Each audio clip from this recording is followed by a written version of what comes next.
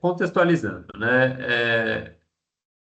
Um dos marcos importantes aí na trajetória das temáticas de mudanças climáticas foi o Acordo de Paris, né, em 2015, onde esse acordo definiu vários dos países que são signatários, 194 países, definiram em comum acordo seguir a ciência para limitar o aquecimento global em até 1,5 grau, até o ano de 2100. Né? Então, o objetivo principal é limitar o aquecimento global em 1,5 grau, porque a partir de 1,5 grau os efeitos passam a ser mais catastróficos do que já são, com 1,5 grau afetando principalmente a economia também, né? Então, é um consenso aí, e esse é um marco importante da história que faz depois vir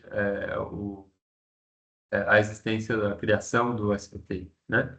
Então, só trazendo, eu gosto muito dessa imagem, né? Uma imagem que no centro desse gráfico ele representa a média de temperatura histórica antes da Revolução Industrial, né? Até ali 1880. E aí, ano a ano, a temperatura média vai subindo, né? Tem ali o mês a mês. E a curvinha laranja seria o que a gente está, o nosso objetivo, que é 1,5 grau, e chegando ali a 2 graus seria a linha vermelha, né? Então a gente vê um aumento gradual, ano a ano, da temperatura média global, né? Sendo que já alcançamos, né, em alguns períodos aí, em algum desses anos, o nosso limite pretendido, que seria 1,5 grau. Então, isso traz a urgência mesmo da implementação dessas ações e das metas SBTI, tá? Eu sempre que eu contextualizo, eu gosto de trazer uma notícia do dia, né? Eu sempre busco, todo dia tem uma notícia de mudança climática. E aí hoje eu abri aqui o UOL e tal, encontrei essa notícia aí que é da Folha. Agricultores passam a trabalhar à noite para driblar o calor europeu, tá? Então, trazendo aí essa perspectiva real, presente, de impacto das mudanças climáticas nas nossas vidas. Bom, o SBTI é uma organização que foi inicialmente criada a partir de um conjunto de várias organizações, né? O CDP, o Pacto Global da ONU, o WRI, WWF, enfim, hoje ele se tornou uma organização independente, tá? Com cooperação aí dessas organizações inicialmente fundadoras. Eu gosto de comentar isso, são mais de 13 mil empresas que já assumiram metas baseadas na ciência, e mais de duas metas de redução, e mais de 2.500 empresas com metas net zero, tá? Bom, por que essa versão 2.0 importa, né? É uma versão que traz aí uma atualização ao que vinha sendo feito de forma mais igualitária para todas as empresas e que não atendia muitas vezes particularidades de determinados setores, de determinadas organizações. Então, essa nova meta, esse novo método, né, de acompanhamento das metas baseadas na ciência, ele se torna um pouquinho mais complexo, com muitas opções, variedades, enfim, no entendimento, mas, por outro lado, ele se torna mais, ele contempla mais diferentes tipos de realidades, tá? Então, um dos principais fatores que o SBTi traz é da meta-ação, né? Eles querem incentivar a ação e não só o estabelecimento de meta, maior aderência às realidades das empresas, maior integração com a cadeia de valor, então tem esse olhar para a cadeia, pode passar. O clima ele precisa estar na estratégia empresarial, então entra um aspecto de governança aqui muito importante, tá? De envolvimento da auto-administração, de passar. Antes a gente tinha ali as metas principalmente voltadas para grandes empresas, né? Em qualquer lugar. E agora a gente tem uma categorização que o SBTi define como A e B, né? Que vai definir não só a estratégia, o tipo de meta que vai ser desenhada, não só pelo tamanho da empresa, mas também pela região geográfica que ela está. A gente vai falar um pouquinho mais sobre isso, né? Algumas exigências proporcionais que são para quem é, por exemplo, de país considerado país de alta renda, outros padrões específicos aí para as pequenas e médias empresas que deve ter devem ser muito mais atingidas, né, com a necessidade de se desenvolver metas baseadas na ciência nos próximos anos, né? E as subsidiárias de empresas que têm operações globais podem também apresentar separadamente. Pode passar? Bom, esse critério geográfico é muito interessante. Eles utilizam uma referência do Banco Mundial, né, para definir os países de alta renda, de média e tal. E o Brasil, né, que é importante para a gente falar aqui, é um país considerado como um país de renda média alta, tá? Então, a gente se enquadra, pode passar, por favor, na categoria chamada A. Então, essas são as categorias, as classificações, né? Tem A e B. Então, o Brasil pode se encaixar tanto na A quanto na B, dependendo do porte da empresa, tá? Então, se é uma empresa grande, que tem um faturamento acima de 450 milhões de euros por ano ou mais de 1.000 funcionários, ela, estando no Brasil, ela entra na categoria A. Se é uma empresa menor, com faturamento menor que esse, estando no Brasil, pode entrar na categoria B, tá? Que seria a mesma categoria aí, entrar com, né, pequenas empresas ou de médio porte. O outro critério que seria adicional seriam apenas para os países de alta renda, tá? Então, países de alta renda, mesmo tendo um faturamento menor de 450 milhões, ainda cairiam na categoria A por serem de alta renda, tá? Eu gosto muito de comentar que, para quem está tendo o primeiro contato, né, com Meta Science Based Targets, quando a empresa faz as simulações e vê o quanto que ela precisa reduzir, assusta, né? Muitas vezes a empresa se depara com uma ausência de tecnologia, pensa, pô, mas isso é impossível de atingir, não é economicamente viável, e por aí vai. Mas o próprio SBTi reconhece que esse esforço ele é de fato difícil de ser alcançado, mas que as empresas não desistam de submeter e compartilhar e assumir uma meta baseada na ciência por conta dessa dificuldade, tá? Então, vamos dizer assim, a meta ela pode ser submetida, esse acompanhamento vai ser feito e a empresa ela pode não atingir, mas ela demonstrar todo o seu esforço de forma transparente, mostrar o que que ela fez, com certeza ela vai conseguir reduzir muito as suas emissões. Isso ainda é visto como positivo pelo mercado, tá? Visto pelo mercado de forma mais positiva do que, por exemplo, a empresa assumir uma meta voluntária que não tem uma metodologia, um embasamento metodológico por trás disso para atingir a meta. E, conseguiu atingir, mas era uma meta ali que ela desenhou que seria mesmo mais fácil de ser atingida. Então, a gente, como consultoria, encoraja, porque isso fortalece o mercado como um todo.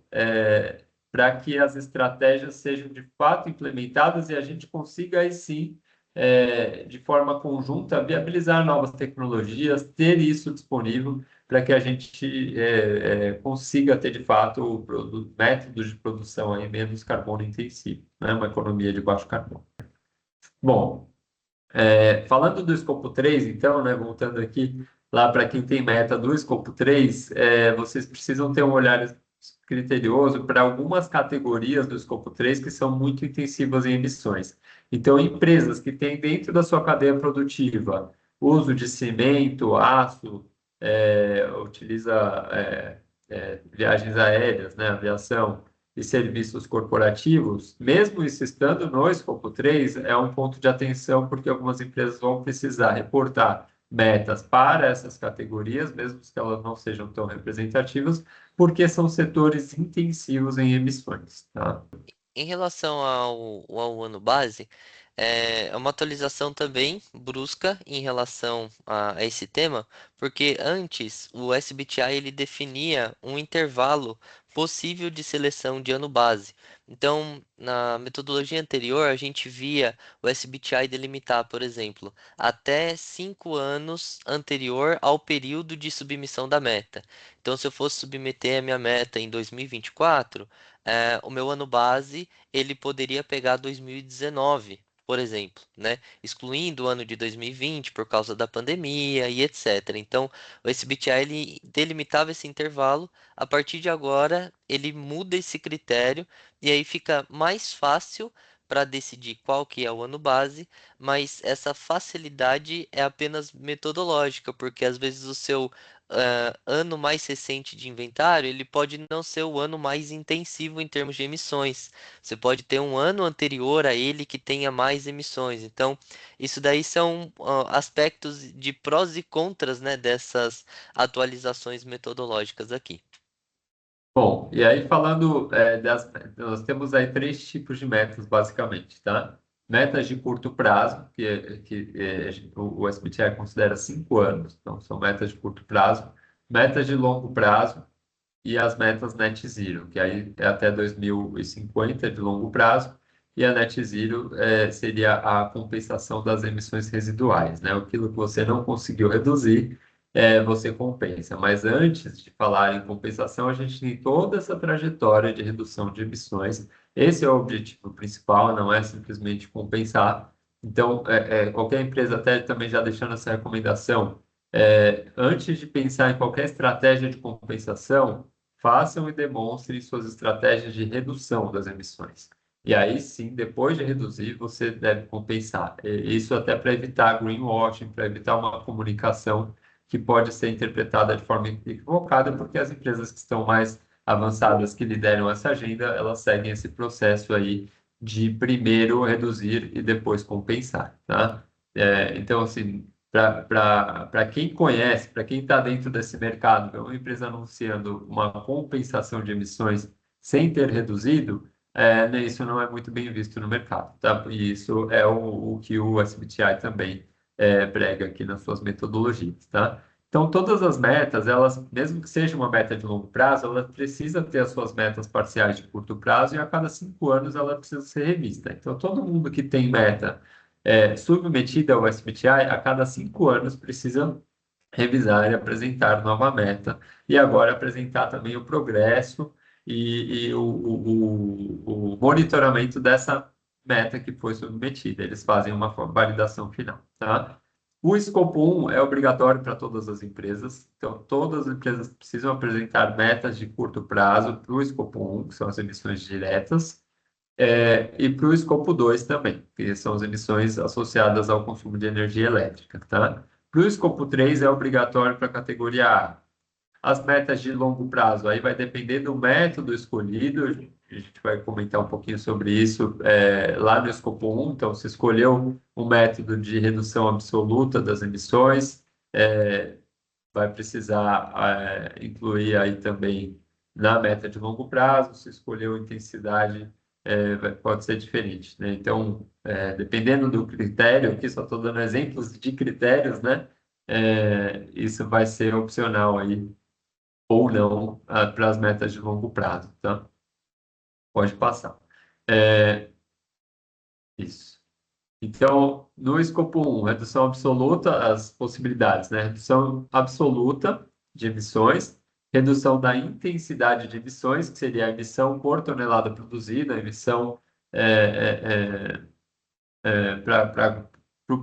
por uma intensidade de produto, né? Então, ela é relativa, a empresa pode crescer, aumentar a sua produção e ser mais eficiente. Então, isso permite até, por exemplo, um aumento de emissões com o crescimento da organização, mas a intensidade de emissões reduz. Né? No caso da redução absoluta, não. Ela precisa reduzir de qualquer jeito. Essa é uma curva linear aí de redução. E agora tem também uma opção de transição de ativos que está muito relacionada a descontinuidade de ativos que são intensivos em carbono. Então, por exemplo, você tem uma caldeira a gás, ela tem um ciclo de vida ali, por exemplo, de 15 anos, e a empresa faz um planejamento para descontinuar essa operação, para descontinuar, para encerrar de fato essa operação que é carbono intensiva, tá? Então, isso agora também pode ser incluído, né? No escopo 2, você tem também essa trajetória linear, e você tem a possibilidade do uso, né, do certificado de energia renovável, ou, né, o que eles chamam de LCE, da eletricidade de baixo carbono. E aí tem uma definição específica para LCE. Aqui no Brasil, o que mais é utilizado é o certificado I-REC, né, que traz essa rastreabilidade. Eles também citam a possibilidade de contratos PPPs diretamente com as usinas geradoras, né? Então, uma empresa que tem um contrato com uma usina de energia eólica, com uma energia solar, ou com uma hidrelétrica, por exemplo, até nuclear, eles também entendem como uma energia de baixa emissão, e isso também pode ser aceito, mas precisa ter toda uma rastreabilidade para esse processo. Por conta dessa rastreabilidade, o IREC hoje aqui no Brasil acaba sendo mais conveniente, né? A compra do certificado acaba sendo mais fácil e você garantir essa rastreabilidade por uma energia renovável. E no escopo 3, as emissões indiretas, você pode também fazer uma redução linear das emissões do escopo 3. Você pode ter a possibilidade de fazer alinhamentos com os fornecedores, e esse ponto aqui ele vai gerar uma alta demanda, me parece, né, por Meta Science-Based Targets para empresas menores, que são fornecedores de empresas grandes que têm metas Science-Based Targets publicadas, né? Então, se uma empresa grande tem uma meta Science-Based Targets publicada, ela provavelmente vai ter uma meta para o escopo 3. E aí os fornecedores dessa empresa vão precisar. Então, eles podem fazer a redução absoluta, mas simplesmente podem comprometer os fornecedores a também assumirem as metas, né? E esse seria aí esse segundo caso, que é o alinhamento fornecedor-cliente, com a participação das contrapartes, os fornecedores diretos, né? Que eles chamam de Tier 1, também assumindo aí suas metas baseadas na ciência, né? E a possibilidade aí de metas por categoria ou atividade específica, podendo separando as atividades downstream e upstream, tá? As metas do escopo 3 precisam contemplar as categorias de 1 até 14, sempre que tiverem mais do que 5% das emissões do escopo 3. Se uma categoria do escopo 3, né, são 15 categorias, de 1 a 14, ela representa mais do que 5% do escopo 3, ela precisa entrar, essa categoria precisa entrar ali na meta. E já a categoria 15, ela é específica, aí tem uma metodologia específica que é para o setor financeiro. Pode passar, Vitor? Um ponto super interessante, importante, né, dessa atualização é a questão do plano de transição, tá? Então, a empresa agora não precisa apenas apresentar a sua meta, mas também um plano de transição, explicando como que ela vai fazer para atingir essa meta. Basicamente isso. O que era uma recomendação passa a ser uma exigência, tanto para as categorias A e B. Tá? Então, esse plano, né, ele precisa incluir ele engloba, né, todas as metas que foram validadas pelo SBTi, todas as fontes de emissão abrangidas pelas metas, né, as ações, medidas para atingir as metas, né, no curto prazo, visão dos próximos anos, as premissas, quais os fatores externos que podem afetar a implementação, e como essas metas serão gerenciadas, e essa descarbonização, que é a redução dos combustíveis fósseis e atividades intensivas quando aplicável, tá?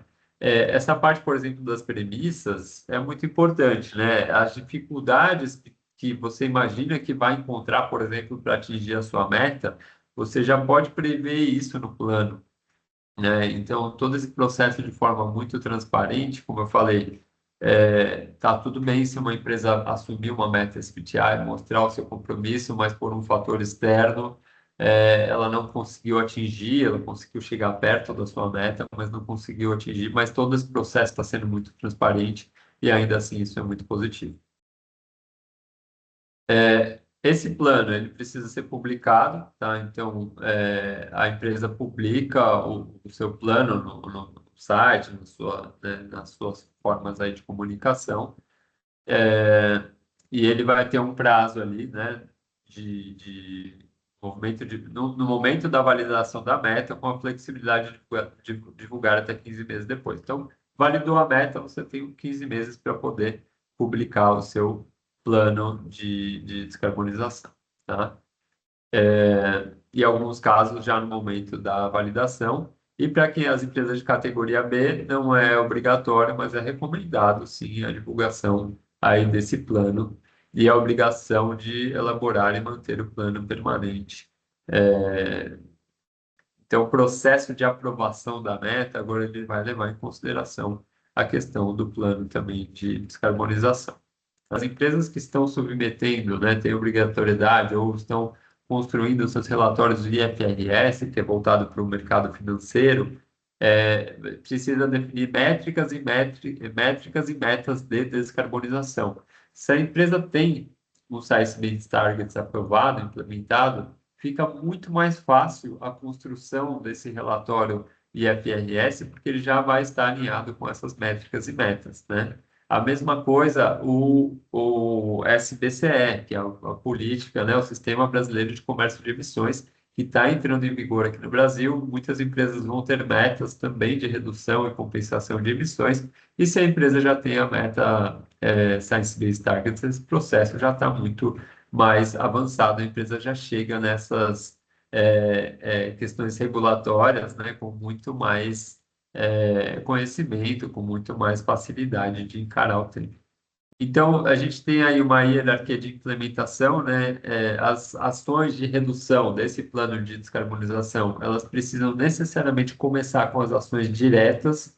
Então, a implementação nas operações diretas do escopo 1, aquilo que a empresa tem um controle operacional. A partir do momento que a empresa fez tudo que ela pôde ali nas operações diretas, existe essa possibilidade de também correlacionar com algumas atividades do setor, por exemplo. Então, um exemplo aqui seria a compra de certificado GasREC, seria o certificado de uso de biometano em redes de gás natural, na própria rede que a empresa é consumidora.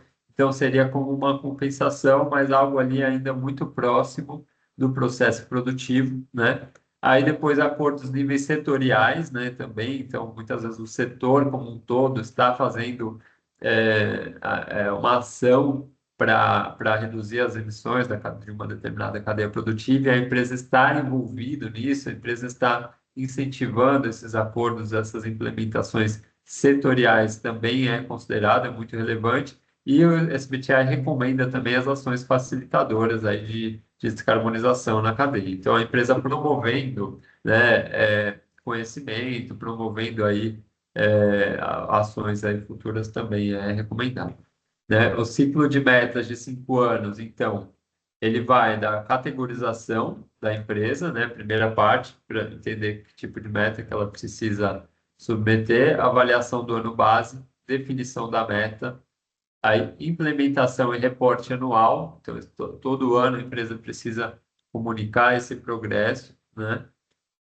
A avaliação do progresso final, aí é no fim do ciclo. Então, o SBTi faz uma validação a cada 5 anos, precisa submeter e eles vão publicar o resultado dessa avaliação, e a empresa depois precisa deixar isso público, né? Entra lá também no próprio site do SBTi, né? Isso fica público, então é muito transparente. E essa renovação. Então, a cada 5 anos, a empresa precisa renovar, apresenta o que ela fez nos últimos 5 e já renova, se comprometendo aí com uma nova ambição. Esse cronograma de implementação dessa nova metodologia, ele começa a valer oficialmente para todo mundo a partir de fevereiro de 2028, tá? Então, o SBT ainda está trabalhando nisso, nessa implementação, para conseguir, de fato, finalizar a transição. Então, empresas que têm metas aprovadas na versão anterior, que é a versão 1.3.1, continuam valendo, e as empresas que querem submeter meta esse ano, no presente momento, ou até o ano que vem, ainda podem submeter as metas com base na versão atual, né, na versão 1.3.1. A partir de fevereiro de 27, né, daqui já alguns meses, a empresa pode optar por já apresentar a meta com base na versão 2.0 ou com base ainda na versão anterior. Então, da meta ao progresso, né? Acho que esse é o principal avanço, essa questão eu diria que o principal avanço, né, tem vários, mas um deles é essa questão do monitoramento, da implementação, né? E eles reforçam isso, né? A meta, da meta à implementação, né? Então, primeiro, né, a meta precisa escolher o método desejado, né, qual vai ser o método escolhido, fazer esse plano, documentar as ações, premissas, dependências com aprovações no mais alto nível de governança. Então, a governança da empresa, né, a auto-administração da empresa precisa estar alinhada e comprometida com essa meta. Aí entra a implementação, priorizar as ações próximas, né, principalmente ali no escopo 1, antes de recorrer a instrumentos de mercado, e reportar anualmente aí o progresso, tá? Então, isso é um resumo aí do passo a passo aí né, de quem tem meta publicada. Aqui a gente trouxe só alguns cases, né, só para exemplificar de clientes nossos. Então, nós auxiliamos as empresas, né, no desenvolvimento de metas. Fizemos, por exemplo, uma meta da Riachuelo, e ela tem uma meta aí de curto prazo. O ano base era 2019, sendo o ano meta 2030. Isso são metas já publicadas, né? Então, ainda considerando a versão anterior. Para ter uma ideia, eles precisam fazer uma redução, uma contração absoluta, né? De redução de 46% do escopo 1 mais 2 e 55% da intensidade do escopo 3, que aí é um tipo de intensidade específica para o setor de aviação, focado em bens e serviços comprados, no caso, né, compra ali de combustíveis, principalmente, e, desculpa, eu falei de combustíveis, não, aqui é da Riachuelo, focada em bens e serviços comprados, no escopo 3, então, matérias-primas,